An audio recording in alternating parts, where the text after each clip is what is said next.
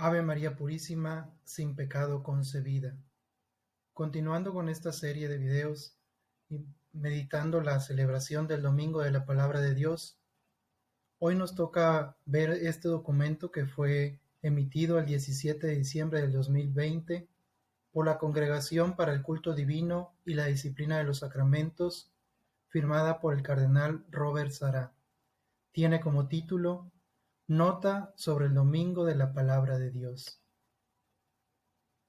En este documento nos dan puntos a tomar en cuenta acerca de esta celebración. A continuación vamos a leer y a comentar algunos de estos puntos. En primer lugar, en este documento dice que nos urge la necesidad de tener familiaridad e intimidad con la Sagrada Escritura y con el resucitado, que no cesa de partir la palabra y el pan en la comunidad de los creyentes. Para esto necesitamos entablar un constante trato de familiaridad con la Sagrada Escritura. Si no, el corazón queda frío y los ojos permanecen cerrados, afectados como estamos por innumerables formas de ceguera. En primer lugar, nos hace una atenta invitación a estar en constante trato con la Sagrada Escritura, teniendo siempre presente que no es un libro cualquiera, es palabra de Dios. En el punto número 1, continuando, nos habla acerca de las lecturas. Dice que las lecturas proclamadas en la liturgia, Dios habla a su pueblo. Por eso que se dice que las lecturas no son leídas, sino son proclamadas. En estas lecturas dice que Cristo es el centro y la plenitud de toda la Escritura, tanto del Antiguo como el Nuevo Testamento. También nos recuerda y nos dice que la escucha de la palabra del Evangelio, punto culminante en la liturgia de la palabra, se caracteriza por una particular veneración. Y nos exhorta, dice, una de las posibilidades rituales adecuadas para este domingo podría ser la procesión de entrada con el evangeliario o, en ausencia del mismo, su colocación sobre el altar. Es decir, en este punto número 1, nos pide que en el domingo, el próximo domingo, en la celebración, pues podamos hacer una procesión en donde se le dé un realce a las Sagradas Escrituras, incluso que se pongan las Escrituras sobre el altar. En el punto número 2 nos habla acerca de la ordenación de las lecturas bíblicas para la misa. Cabe recordar que estas son dispuestas por la Iglesia, pero también es necesario tener en cuenta estos dos puntos. En primer lugar, respetar las lecturas indicadas, sin sustituirlas o suprimirlas. También en el caso de los lectores, se debe de evitar el omitir o el poner palabras que no vengan en las lecturas. También dice que se deben de utilizar versiones de la Biblia aprobadas para el uso litúrgico. No podemos usar cualquier Biblia o cualquier versión de la Biblia. Debemos de tener cuidado de que sean aprobadas para el uso litúrgico. En el punto número 3 nos habla acerca de los salmos. Dice que se recomienda el canto del salmo responsorial. También dice que es una respuesta de la Iglesia orante y nos invita y nos hace la exhortación a incrementar el servicio del salmista en cada comunidad. Punto número 4. Nos habla acerca de las homilías. Dice que en la homilía se exponen los misterios de la fe y las normas de la vida cristiana, y exhorta a los pastores, que son los primeros que tienen la gran responsabilidad de explicar y permitir que todos entiendan la Sagrada Escritura. Es decir, es una exhortación para nuestros pastores, para que en las homilías se expliquen de forma clara las Sagradas Escrituras. Punto número 5. También nos recuerda acerca del silencio, la importancia del silencio.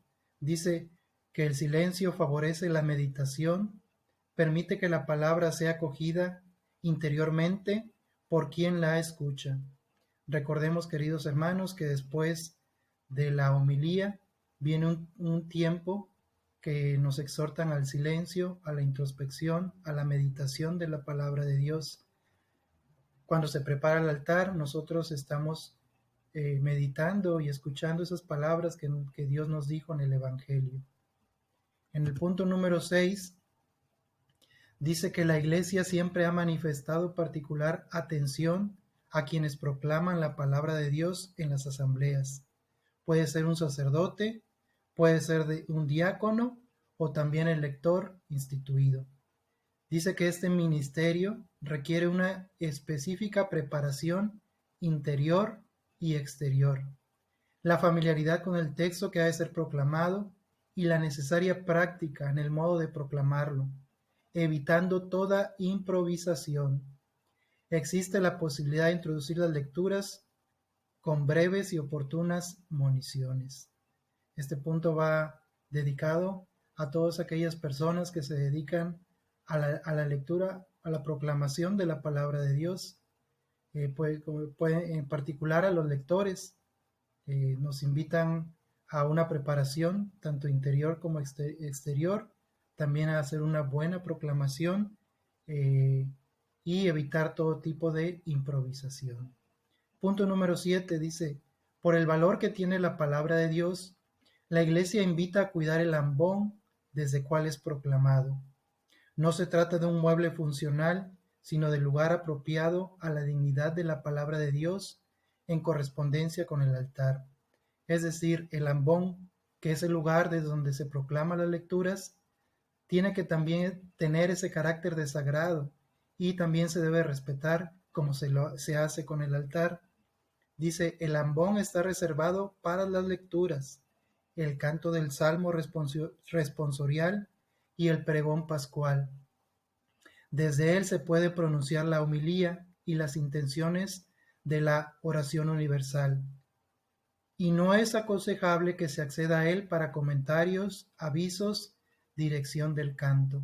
Es decir, en este punto nos recuerdan que el ambón está hecho para la proclamación de la palabra de Dios y para las homilías. Debemos de evitar el ocuparlo fuera de esos usos. Punto número 8. Dice, los libros que contienen los textos de la Sagrada Escritura suscitan en quienes lo escuchan la veneración por el misterio de Dios que habla a su pueblo. Por eso se ha de cuidar su aspecto material y su buen uso. Es inadecuado recurrir a folletos, fotocopias o subsidios en sustitución de los libros litúrgicos. Este punto nos habla en particular de los libros litúrgicos que se utilizan en la Eucaristía, el misal romano, donde también se proclaman las lecturas, el leccionario, nos piden que se traten con la dignidad que tienen de sagrados, evitando el mal uso, evitando el maltrato hacia esos documentos, y también podríamos aplicarlos a nuestras Biblias. Por ser palabra de Dios, también tenemos que tener el cuidado de tratarlos de una forma respetuosa y sagrada.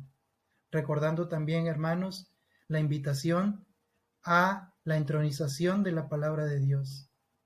Punto número 9.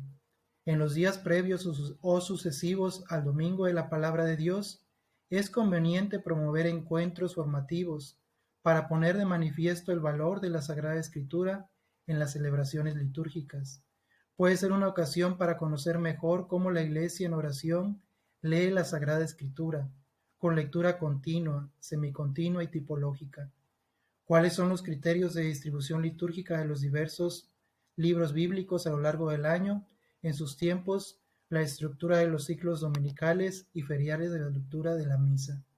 Es decir, como les decía, el libro donde vienen las lecturas, el leccionario, está dividido en ciclos litúrgicos. También está dividido por años, año par o año impar. Bueno, esta es una invitación para que haya la debida preparación, las formaciones para todos aquellos todos aquellos que quieran profundizar en la Sagrada Escritura. Está la invitación para que se promuevan esos encuentros y formaciones. En el punto número 10 nos habla acerca del domingo de la palabra de Dios.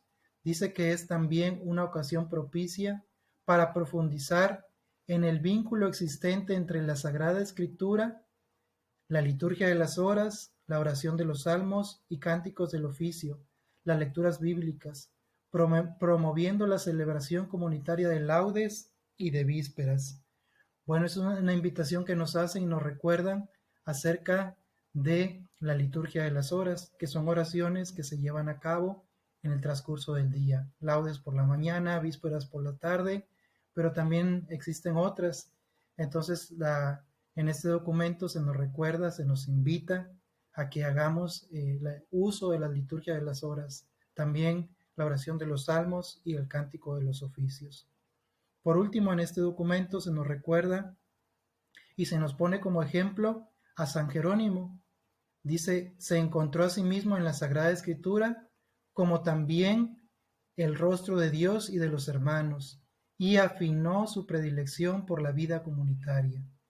Y por último, nos dice que a la luz del Domingo de la Palabra de Dios, quiere reavivar la conciencia de la importancia de la Sagrada Escritura en nuestra vida de creyentes, a partir de su resonancia litúrgica que nos pone en un diálogo vivo y permanente con Dios.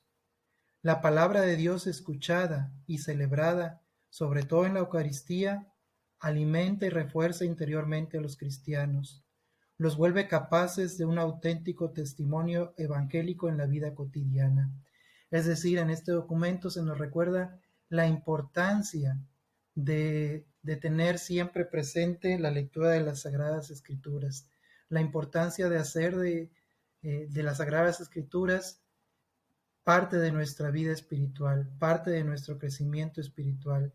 Es muy importante que hagamos de las Sagradas Escrituras una compañía en nuestra vida diaria, que aprendamos a meditarla, a crecer, para permanecer un diálogo vivo y permanecer en la presencia de Dios, que como ya lo veíamos y mencionábamos antes, la presencia de Dios también está en su palabra. He ahí la importancia de este documento que ojalá podamos meditar, ojalá podamos poner en práctica.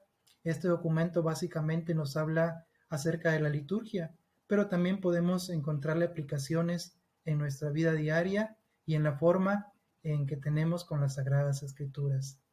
Queda ahí la invitación, hermanos, para seguir profundizando y con el favor de Dios esperemos mañana otra cápsula. Paz y bien para todos. Gracias.